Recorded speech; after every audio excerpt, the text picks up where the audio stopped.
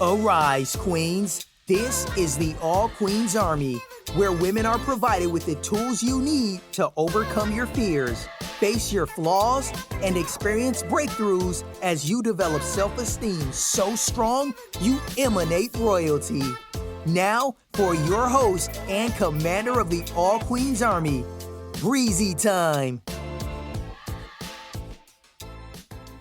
Welcome to the All Queens Army podcast. This is your girl, your host, Breizy Time. I am here with another dope episode, and today we have the lovely, the freckle-faced. She looks just like me. Janine is here today on the show. Welcome, Janine. Hey. Hey, boo. So we've been tickling around this subject about, is dickmitized a thing? Yes. You're making me nervous. Okay. So don't be nervous. We're going to talk about it. Let's talk about it. So dickmitized. Okay. So y'all know what dickmitized is, right? Maybe they don't. So I think you should explain. I think you should explain because you very blatantly said, oh, yes, honey, dickmitized is a thing. Dickmitized is when you've had a piece of dick and that shit was so good. I'm not. You could be on your deathbed and that nigga call you and you gonna get you something. I do think dickmitized is a thing. Maybe your thing is different from my thing. Sometimes I think when women are dealing with running to the dude who ain't good for them, sometimes it's not dickmitized. Sometimes it's just desperate. So maybe that's a good thing. Desperate or dickmitized? Is there a difference? I think there is a difference. So I was desperate. I would fuck anything. You were desperately dickmitized? No. Wait, you said you would fuck anything?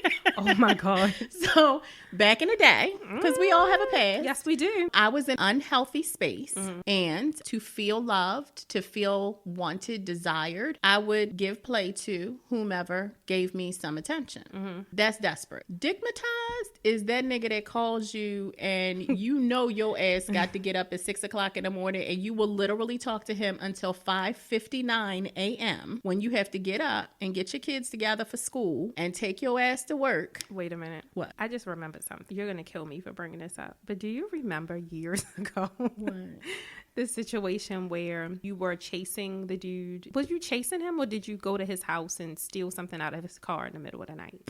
Oh. I remember that. So, see. Tell us that story. Lord have mercy. So here's the thing, y'all. I'm going to preface this a little bit. So we're not talking about dickmitized? I wasn't dickmitized with him. You wasn't? No, he wasn't the one. So I'm confused. So what would have you in the middle of the night driving to? Because the nigga lied. He was married, and I don't do married men. Got it. I don't do married men. So when you leave my ass in the middle of the night because your wife called you, I'm trying to figure out what's going on. Because why would you get up and go somewhere in the middle of the night? And then I call your sister, and she gives me the lowdown about your ass being across the street at your wife's house. I want my shit. And so I went and got my keys. I went and got my Tupperware bowls out the front seat of your car. Wait a minute. Why did you care about the Tupperware bowls? What did the Tupperware bowls do? It was a set.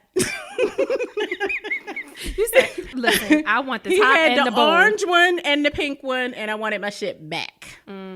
So I went and got my shit. And I even took his car keys so he couldn't come back to my house to get them. That's theft. He broke my heart and he lied. And I don't like that. That's just, when wrong. I ask you if you're married and you tell me no, right, then no is the answer. Yep. So when you get busted in a lie, then you get what the fuck you get. Right. For whatever reason, that scenario just popped into my head because I remember you calling me and like, girl, let me tell you. And I was like, what in the hell is going on? Yeah, he wasn't.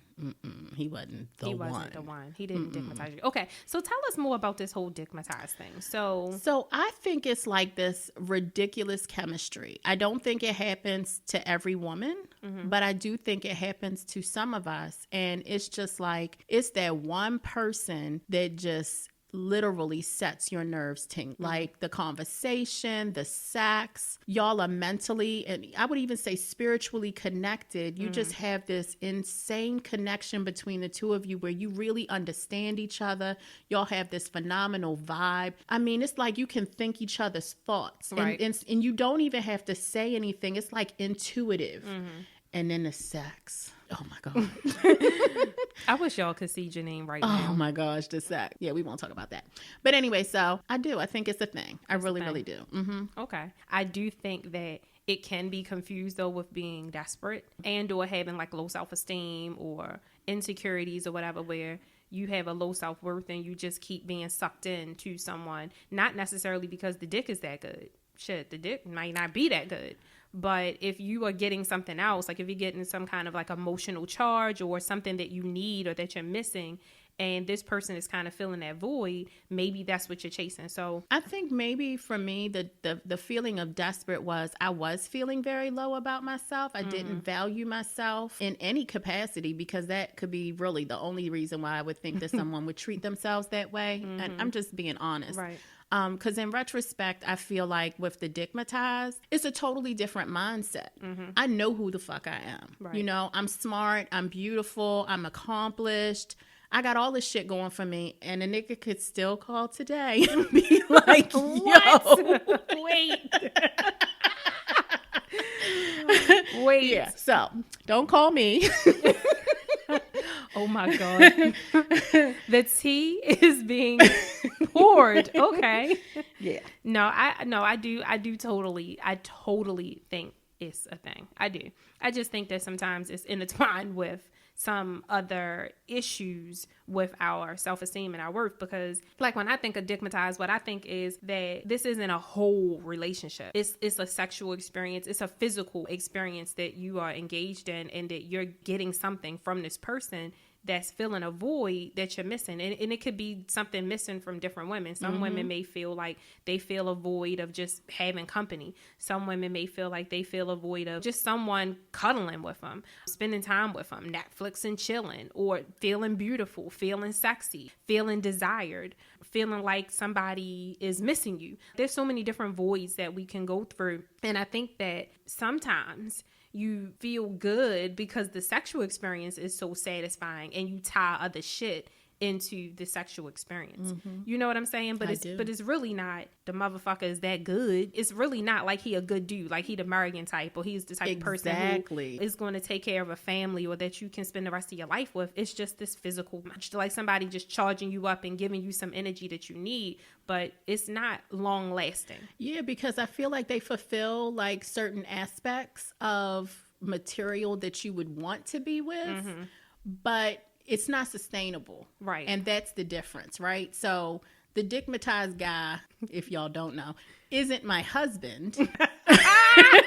However, I have a phenomenal relationship with my husband. Of course. And he fulfills all of my needs. Right. And he's sustainable. Right. He's safe. And I say safe because I know he loves me and I love him back. Right. And I know that we complement each other. And I know that together we can conquer the world. Right. And that is exactly what we're doing. While I joke and say, you know, the whole Dickmitized don't call me thing, I really don't want him to call me. But I'm just saying, you know. Block his number, girl. Block his number. Girl, I deleted it because it's just too much temptation. He just like, there's just a part of me that he fulfilled some very kinky things about myself. I was actually talking about this at lunch today with one of my girlfriends, and I was like, when we would hook up and act like we were strangers. Oh, y'all was role playing. He appealed to those like fantasies. Yeah. So, you know, we discussed what it was going to look like, and then we do it. And it was exciting. Right. You know, that doesn't last forever. Right. You need something, if you're really looking for longevity, you want somebody who's going to go the distance with you. Absolutely. I think it's because I know a lot of people will probably look at this and say, that's disrespectful to say, you know, that your husband isn't the person who had you dickmatized. But the positive spin to that is I wouldn't want that, because I don't think that physical attractions and physical connections last long. Like you said, they don't go the distance. I think that you have to have something that's more solid. You have to have something of substance that makes you decide that this is the person that you want to spend the rest of your life with, where when you wake up every day, you choose to stay committed to this one person. It's not about physically how they make you feel. Now, I will say, I think men, they want to be that figure because that's their ego. Like their ego gets involved. And so they want to be the person who, quote unquote, dickmatizes you. They want to be the person that you look at and you drop your underwear and be like, woo, honey. But I personally just don't feel like that's something that lasts, forever. So I agree with you there. And there's no disrespect meant towards my husband. I think that he's even better than being dickmatized. Right. Because that's my point. He's the person I want to go home to. Exactly. He's my best friend. I can tell my husband anything. Right. I can be fat in front of him. He can see all my rolls. He can see my hair fucked up, and he still loves me. Mm-hmm. He still accepts me who I am. And I do some shitty things. I'm not always a good girl. I'm not always a nice person, Mm-hmm. I mean, he doesn't like that I cuss, so fuck him. But Wait. Well, but you gotta be you. Exactly. Yeah. And so he's learning to adjust, and it's to me, it's just a constant growth. Right. We're growing up together. And I know I'm closer to 50 than I am to 40, but we're growing up together. Right. It takes a long time to learn your mate. You grow and you change because situations happen in life, situations in the family, within yourself, right? Because I'm in school now. So that requires a lot of my attention on school and not on him. And he has to learn how to entertain himself sometimes because I can't do that for him. He has to learn how to dickmatize himself. No. I hope that's not what he's doing. You said entertain. I didn't know. No, I mean, we spend a lot of time together. We enjoy each other's company. So we'll sit and watch TV. But if I have schoolwork, then I need to put my attention to reading or doing some research or something like that. And when I'm doing that, sometimes he'll come into my office space and he'll sit in the recliner and he'll watch TV or be on his phone or something just so we can be in close proximity. Mm-hmm. But most of the time, like he's in one part of the house and I'm in another part of the house because I need to be able to put my full attention to what I'm doing. Mm-hmm. That's what I mean when I say he has to entertain himself. But that's sometimes hard for him because he'll get on the phone and that entertain yourself is out the door because now everybody else is entertaining him on the phone and I have to hear it. Girl. So I have a question. Sure. You talked about like fantasies and stuff like that, and like guy who had you dickmatized. Sure. You feel like he fulfilled like some kinkiness and things like that. Because I want to bring out the point that we can have these conversations because we are adults and we have needs and we like sex. Like we need to be fulfilled and to be satisfied as well. Mm-hmm. So just because you're married or because you choose not to be with the guy who dicked you down, you choose not to be with him. Like he's not the marrying type per se. It doesn't take away from the fact that you're still a woman and you still have needs. So with all of that being said, is there a possibility that you can kind of have one and the same where you can say to your husband or the man you spend the rest of your life with, I want to do some kinky shit or I want to do some fantasy stuff? Like, can we bridge the two together? or is it just one of those things where it's like the dickmatized guy is the bad boy, is probably the guy that's not good for you, but the dick is good. And then on the other hand, you have the wholesome guy, the guy that you marry, the guy that you spend the rest of your life with, who may not have the same level of sex appeal to you that the dickmatized guy has. And is there a way to fuse the two, bring those characteristics over into your marriage? So what I will say is I think it depends on the couple because I think that some people are only as comfortable as they are in the skin that they're in. They may have some inhibitions.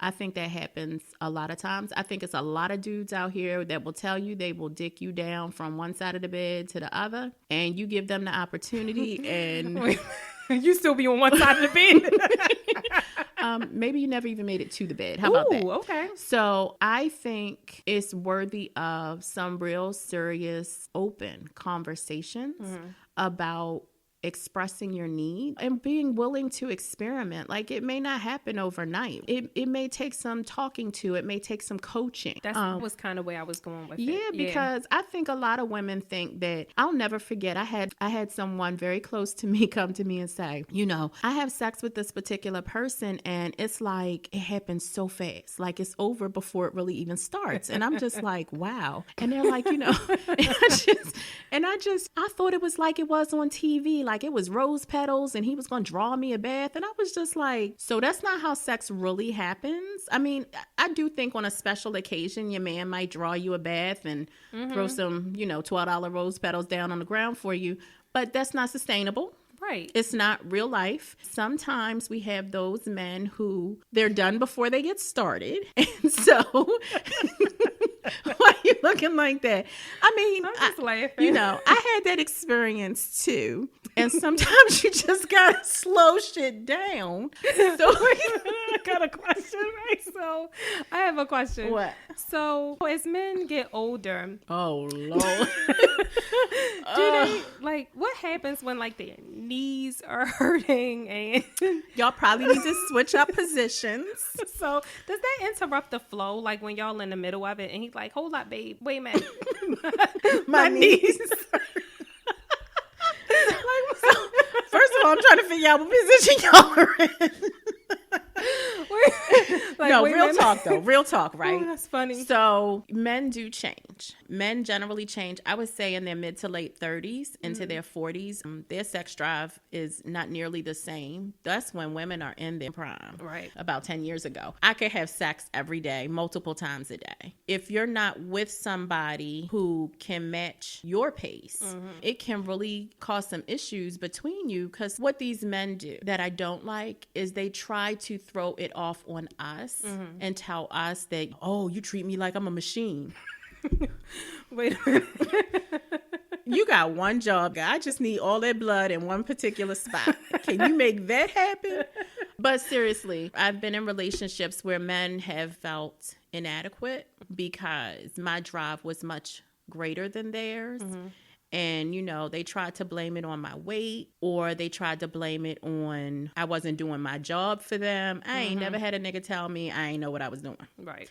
So let's not point fingers. Let's look in the mirror and own your shit. If you need a little blue pill, then you need to go talk to somebody about that. I think that might be hard for men, though, to it's actually very admit. hard for them. Yeah. It is. But the other side of it is you cause women to feel inadequate about themselves. If you're not a secure woman, it can really send you into a spiral of desperation, fucking anything that will fuck you, because the one that you wanted to be with, or the one you thought you wanted to be with, rejected you because they were dealing with some internal shit. Right. And you know, men don't go to the doctors. So if your man got diabetes or low blood pressure or high blood pressure, something like that, his blood flow to his dick region is not happening like it should, and he's not going to be able to maintain an erection. So that's hurtful when you're doing everything you're supposed to do and you're not getting the kind of reaction that you expect. Or if he's a drinker, because drinking will do that shit too. You got somebody that drinks a lot. If he can get a real good erection, you got to keep her. Wait a minute, because that's contrary to what I've heard. Really? I've heard there's this term called Hennessy dick. Guys always say stuff like, "Oh, you don't want that." Really? I have been around the way quite a few times. I love the fact that you're open enough to admit that. Because, I mean, it's the truth, though, right? So before I was married, I was in my early 40s, or actually, I guess my late 30s. And the dating pool that I was dealing with was older than I was. So they were in their 40s, low 40s to, I would say, as old as in the like low 50s. They had careers, maybe a second career. They'd been married, had kids. They were drinkers.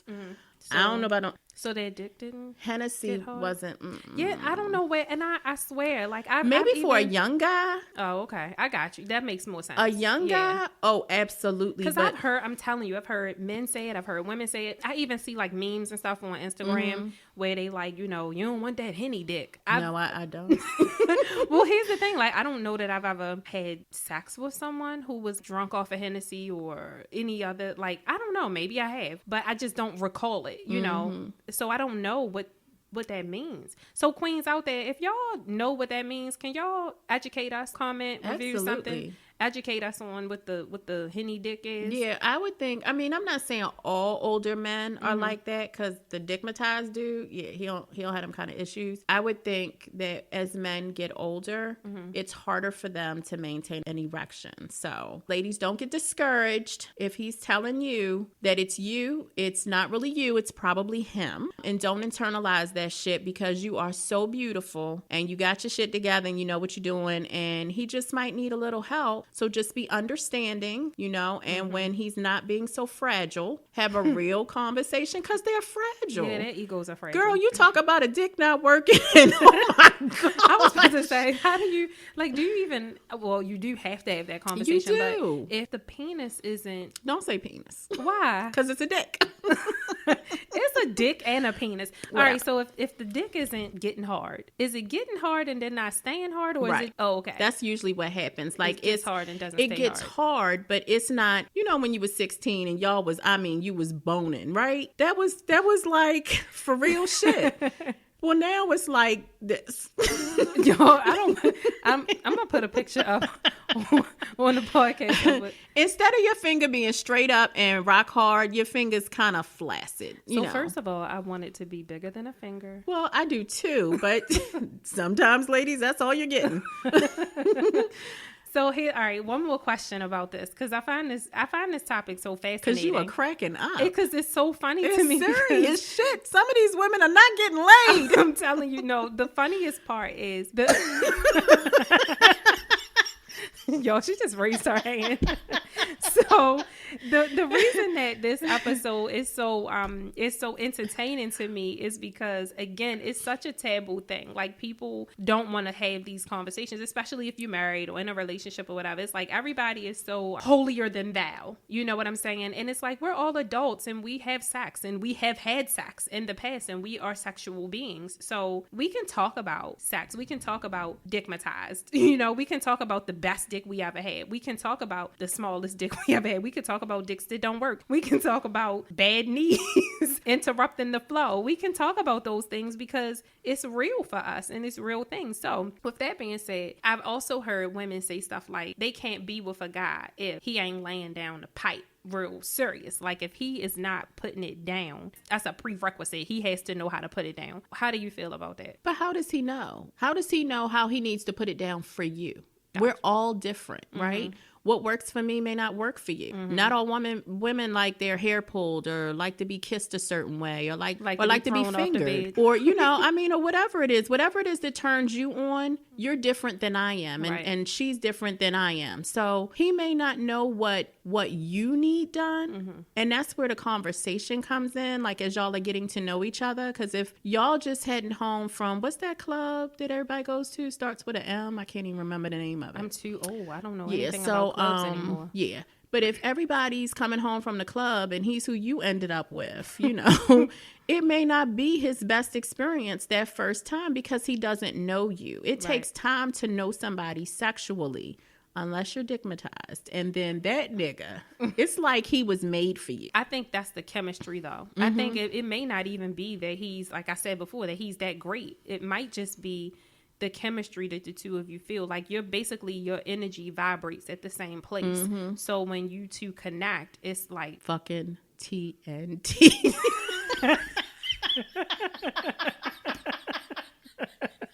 See, that is not what I was about to say. It's like an explosion. Literally. Yes. Okay. And it's better when it happens at the same time. Okay. She's very passionate about this. So no, I'm just playing. No, I know, but that, to me, that's what dickmitized. That's what I see dickmitized as. I see it as an energy thing. I see it as a chemistry thing. I see it as like we're vibrating on the same frequency sexually. But you may not, like the guy that you're going to spend the rest of your life with, you may have that at times, but it may ebb and flow. You know what I'm saying? Because your relationship changes, and so many things about your relationship changes over time, and you got to kind of hold on, you know what I'm saying, and ride the wave of the ups and downs, whereas the dickmitized is up the whole time. And I don't mean that like the dick is up. I'm just saying the energy is up. The feeling is up. And most often in situations like that, when it does take the dip, that's when people lose interest. Right. You know what I'm saying? That's agree. When it's like, oh, it changed. It's not the same. I'm not interested. I don't like it, blah, blah, blah, blah. But when it's a person that you're supposed to spend the rest of your life with, or that there's potential for you to spend the rest of your life with, it's different, because you don't just lose interest just because y'all are on a low wave or a low currency and that spark isn't there, because it comes back. It goes away and it comes back. So what do you think about that? So I think you made me think about the person that I was responding to, or, we're talking about. So for me, have known him since I was 17.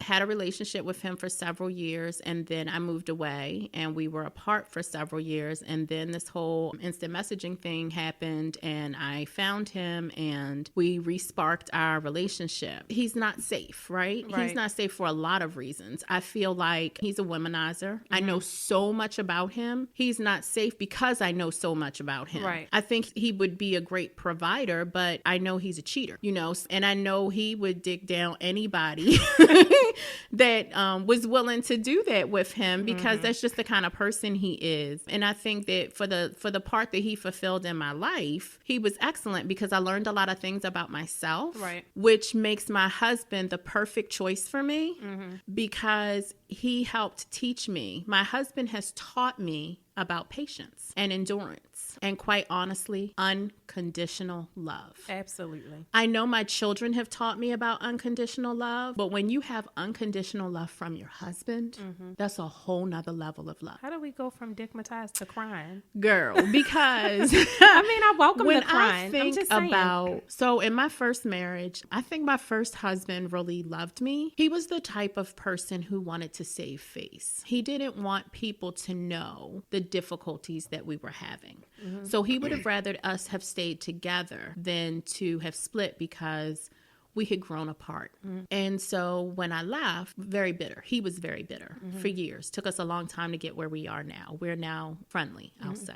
In my current relationship, my husband is a veteran and he has PTSD and he's bipolar. So we have a lot of struggles in our relationship because he has anger issues, and we separated early in our marriage, and I gave up. And you know this, I literally quit. I didn't want to deal with it. It was too much. Like, who the hell chooses to be with someone who is going through so much?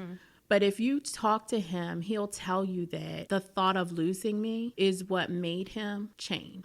He went into AA and all of this stuff. So he's a different person. And when I recommitted to loving him, it was life-changing, because that's what marriage is about. Marriage is about being real. Marriage is about being yourself. Marriage is about making a conscious decision every goddamn day to love that person no matter what.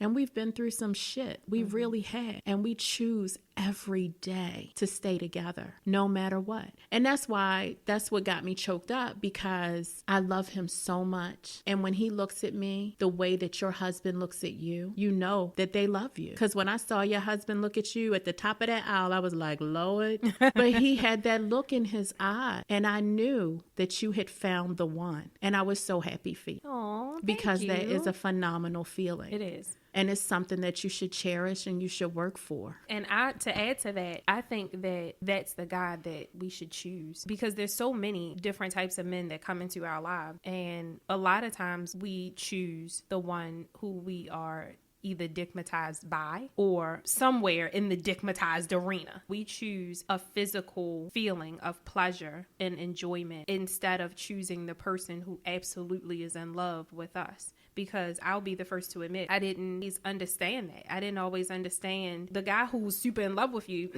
Before you're evolved and before you're mature, you kind of think they're corny. You don't like the fact that they cherish you so much. It's annoying. It's a turnoff. But once you really start to grow and you realize, oh no, that's actually exactly the type of person that I should be with, then you choose the person who absolutely loves you unconditionally, loves your dirty drawers. That's what the old people used to say. Love your dirty drawers. And then you fall in love with how much they love you. You know what I mean? Absolutely. So it's like a lot of times women say, the man I married was the opposite of everything that I always wanted, or the opposite of what I've always been attracted to. He's the complete opposite. And I think that's because what we're attracted to a lot of times is filling voids. It's filling physical voids. It's filling voids from when we were children. It's filling daddy issue voids. It's filling all of these things that we're kind of using this person. We're using sex. We're using external relationships to fill the holes that we have, that life has kind of put in us, right? Because life is hard and you get wounded.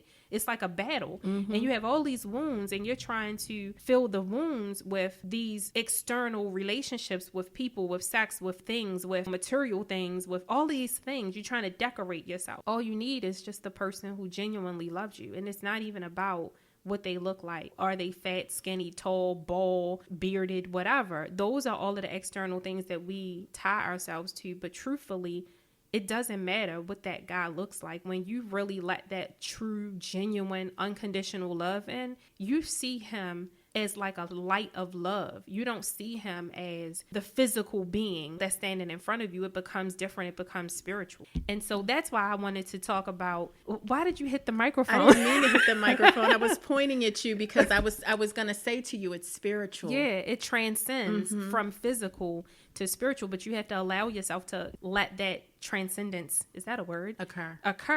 So the Dickmitized, I think, it's almost a distraction. You know what I'm saying? It's a deterrent. It is in the Bible they say that a life is about the spirit versus the flesh. You know what I'm saying? The ego versus the spirit. And I think that's, to me, what Dickmitized represents. It represents, am I going to constantly fill myself the physical satisfaction, or am I going to rise above that and seek out something deeper, something more substantial, something long that creates longevity? Does that make sense? It does. But I think what ends up happening is some of us are so in tune to the worldly desires. Yeah, that's the word I was looking for. Thank you for saying that. And so what ends up happening is you keep appealing to hanging with the Joneses, or, you know, just trying to be down with what everybody else is doing or what you think everybody else is doing. Right. Because your good girlfriend may tell you, oh, my husband this, my husband is that. Nobody really knows what happens behind closed doors. Exactly. I think we all want to portray ourselves as being better than we are. But, you know, one of the things that I love about your podcast, Bree, is because shit is so real. Like, we can come and really have a conversation. We got to. Babes, that's not real. Yeah. It's not real. You know, being Dickmitized is great when it happens. It is. It really is. And it can fulfill some very needed spaces in your life. Right. But at the end of the day, he's not the one. Right. He's likely not the one. Yeah. There are some who I think it could work. I agree. And it'll be fucking phenomenal. And that's the kind of shit, lucky you know, it's bitch. like movie. She is. She really Seriously, is. yeah. But for the rest of us normal hoes, that shit ain't real. And what you really want is you want the guy who is so in love with you. Yes, you do. That he will give up the bottle. The alcohol? Literally, yes. My No, husband really. has not had a drink in 7 years. That is amazing. And I am so Congratulations. proud of him. You should be. That's awesome. I really am. And it's because it makes him a whole different person. Right. And I don't like who he is when he drinks, and he doesn't like who he is when he drinks. And so he makes a choice every single day, because I drink around him. We drink around him. Right. And he gets his little non-alcoholic beers and he's happy. You know, give him some crabs, he's real happy. Right. And we have a really good, solid relationship. And it's what made me want to do what I'm doing now. So I'm really excited about what you're doing here. And I think it's real talk. And I really think that it should happen more often among us, because I think we sometimes spend, especially if you listen to these celebrities out here, we sometimes spend so much time listening to what Cardi B and Nicki Minaj is arguing about and all that. That's so, oh my gosh, for real. Right. Like, why do we care? Right. Worry about yourself. You know, worry about uplifting yourself. Worry about uplifting your children, because they are our future. And if we don't infuse them with good attitudes and good values and good morals and ethics, like, if you think about the world today versus the world 10, 15, 20 years ago, shit is so different. Right. You know, look at what's happening in our city. Our city is crazy now. It is. They shooting people on the highway. You have road rage incidents and stuff. You know, it just makes you very fearful. So I think if we spent more time putting positive into each other and building each other up, we can make a positive change in ourselves, and thus in the communities that we live in. And maybe it'll have a ripple effect and keep going. Yeah. You know, so Good job, Bree. Well, thank you. I mean, my whole thing is, like I said, the last episode that I recorded, it was in the Motivate Her segment. And that episode was about kind of my journey. It was obviously a very condensed version of my journey to finding love. And in that journey, what I realized was that what I was always wanting, what I was searching for, what I was hoping for, it wasn't really love and feeling safe per se, which is what I thought it was, but it was freedom. Me seeing how free I feel in this space in my life. At this moment, I'm 38 years old. It took a lot of work for me to get here and for me to feel free. The best thing that I can do is have a platform for other women to feel free, to talk about what they want to talk about. If we don't free each other, nobody else will. And I just want people to feel free to talk about whatever it is that they're talking about, because there's some other woman who's listening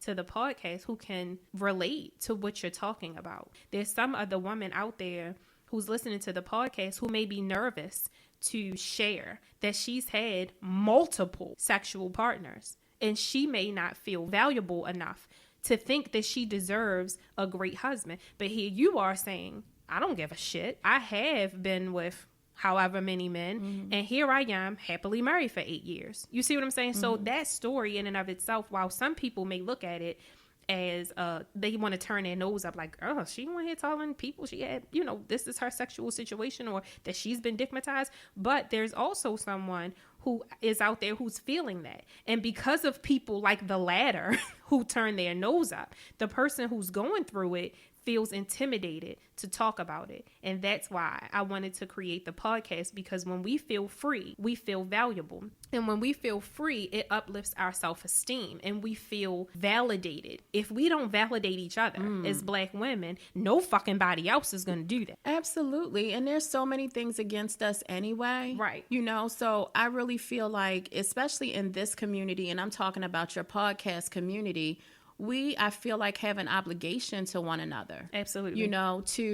To be real, to be honest, to be open, to be, to be mindful. Like, your shit ain't no better than mine. Don't judge me. Exactly. Don't judge me. Right. You don't know where the fuck I come from. Right. Or what I've been through. Right. So, yep, I got a past. I really do. It's made me the phenomenal bitch I am today. Right. And the thing is, instead of us being in a place where we turn our nose up, because that's the norm in our community, where we turn our nose up, why don't we, instead of us naturally having a reaction that, ooh, we shouldn't say things like that, or it is devaluing to us to say things like that, or your self-esteem is shot, or, oh my gosh, have some self-respect. Here's the thing. Seriously, because those are the things that I hear so often. Like, I read comments on Instagram, on the Shade Room, and all of these different places, and there's so many women who are shamed about their number of sexual partners, or their experiences, or how many boyfriends they've had, or whatever the case may be. I see it all the time. And you have other people who say stuff like, oh my gosh, give it a break. Be by yourself for once. Okay, maybe that's a good point. But instead of looking at it negatively, why don't we say, wow, you're very courageous for being open enough to express that in a world where so many other people are putting it down? Like, why can't we see the positive and the strengths in everything that we do? Because everything that we do, of course, you can look at it and you can see the flaw and you can critique it, but you can also choose to look at it and say, I envy that, because I don't know if I would be that brave. Or a woman who, again, there may be a woman who's stuck, who maybe has had quite a few sexual partners, and maybe she feels, again, intimidated, not worthy, like, I'm not going to find a husband because so many people poured into your mind that men don't want a woman who's been with da-da-da. But then you have women who maybe they have had a lot of sexual partners and they are happily married with a dope ass man who loves the fuck out of them. So why can't that woman say, hey, this is my experience, this is why I did what I did, but now it has helped me grow and blossom and evolve into this wonderful woman who is able to sustain a great marriage for 8 years. Why can't we say, bitch, that is amazing? Because it is. It is. Because a lot of times it's jealousy. You think so? And it comes from a very judgmental space.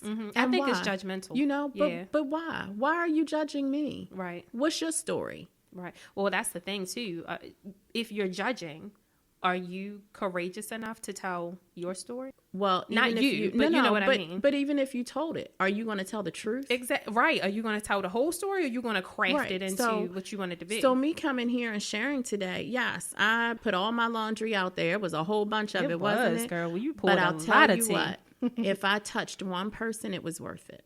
Absolutely. And that's my point. And that's why I started All Queens Army. And that's why I'm so grateful for the women who have been brave and courageous enough to come on the show and tell their stories, even myself, because I've shared some things about my story. But I think that we have to start giving each other credit for being willing to go out there and talk about things that everybody else is pretending they're not doing or acting like they're too good. You know what I mean? And it's like, girl, cut it out. We're all adults. We're all grown. We all have been with somebody, multiple people, some of us. So what? Like, so maybe that's the direction that our life was supposed to go so that we could grow into where we are. Like, you can't judge someone else's path. So thank you for coming on and talking about that. I thought Dickmitized was hilarious. I thought it was so funny, but you see how we turned it into something absolutely serious and something positive, right? Because I think it's important that we're all able to share our truths.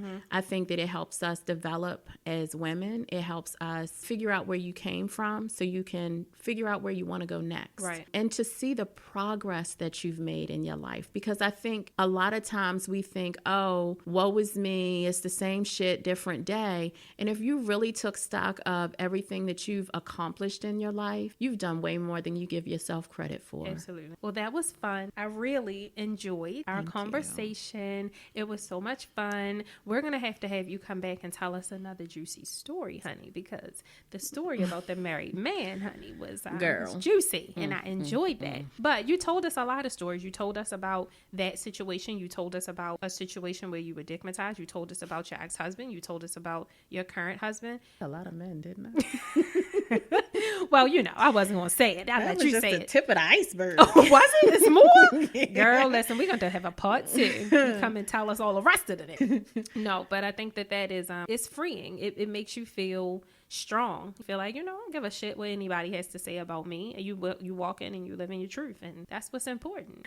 So, all right, one last question, I promise. What? This is the last question. So if you have some of the queens out there who are listening who aren't as comfortable as you are talking about their sexuality, expressing their sexuality, what advice could you give them to just be freer and more open to talking about the inhibition so that you could freely... I was tired of not being pleased in the bedroom.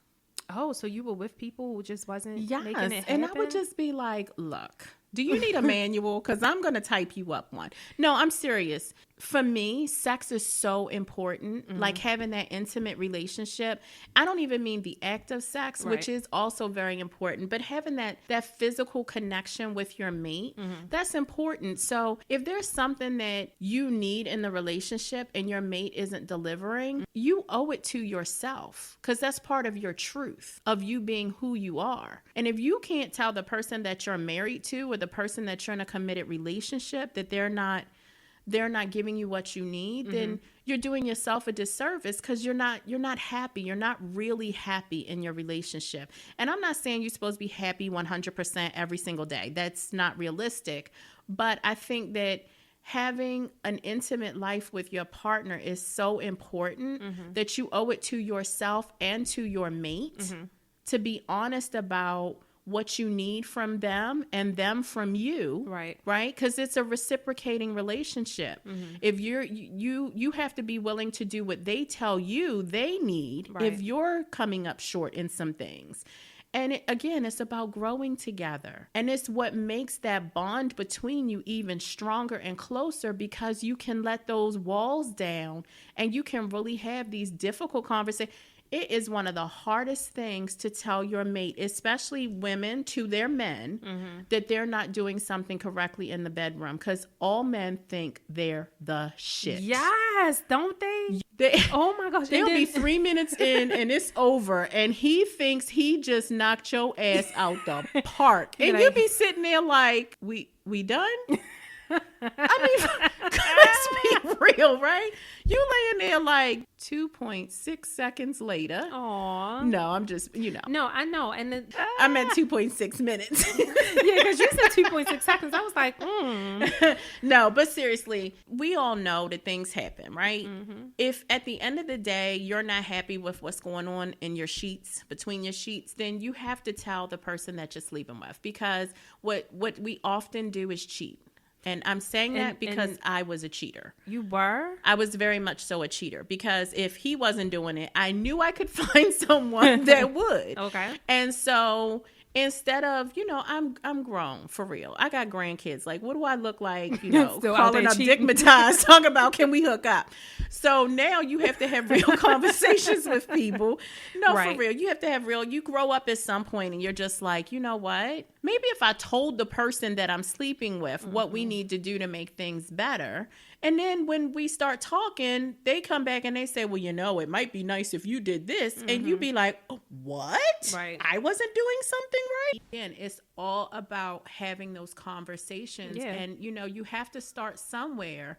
And sometimes the change starts with you. You Right. can't expect him to know what he doesn't know. Right. And if you don't tell him, he'll never know. Sometimes I feel like women do that, where, and men too, we have these expectations, like a relationship is supposed to come as a package, and the guy's supposed to know what to do, or the woman is supposed to know what to do. We've talked about that before too, with some mutual people that we know, that people don't want to put the work in to getting the relationship to a place that works for them and their partner. They expect for people to come already knowing. Like, you expect a man to come already knowing exactly how to please you. He may not. Just like you may not do all of the things that he likes because you don't know yet, so you have to talk through that. But that was good. That was good. So thank you for the advice too. But after we started talking, it was like, there's some women who I know probably don't feel as comfortable talking about sex, or learning how to communicate about it, or learning how to even express what they need. And if we're not comfortable talking about it,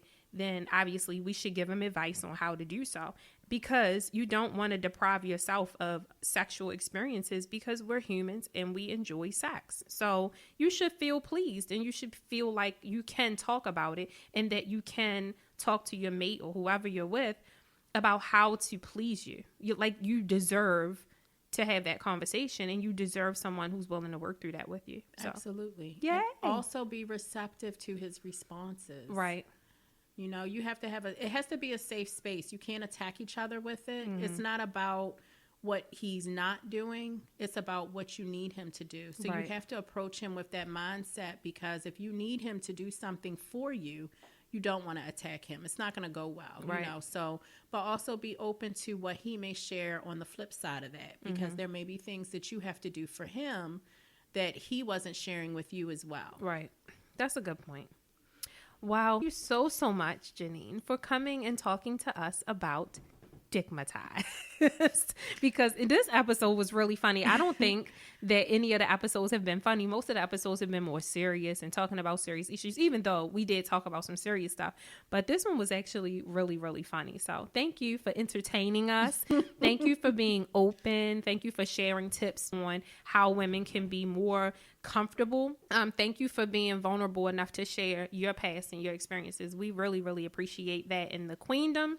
So with that being said, ladies, that's it for today's episode. I love you, queens, so very much. I wish you nothing but blessings, happiness, love, and light. Also, make sure that you subscribe to the podcast. All Queens Army is on Google Play. It is on SoundCloud. It is on the website at www.allqueensarmy.com, and it is on Apple Podcasts. And remember to please leave a review. Let me know what you think about the episodes and about the content. And if you want to contact me, I can be contacted at Breizy@allqueensarmy.com, and that's Breizy.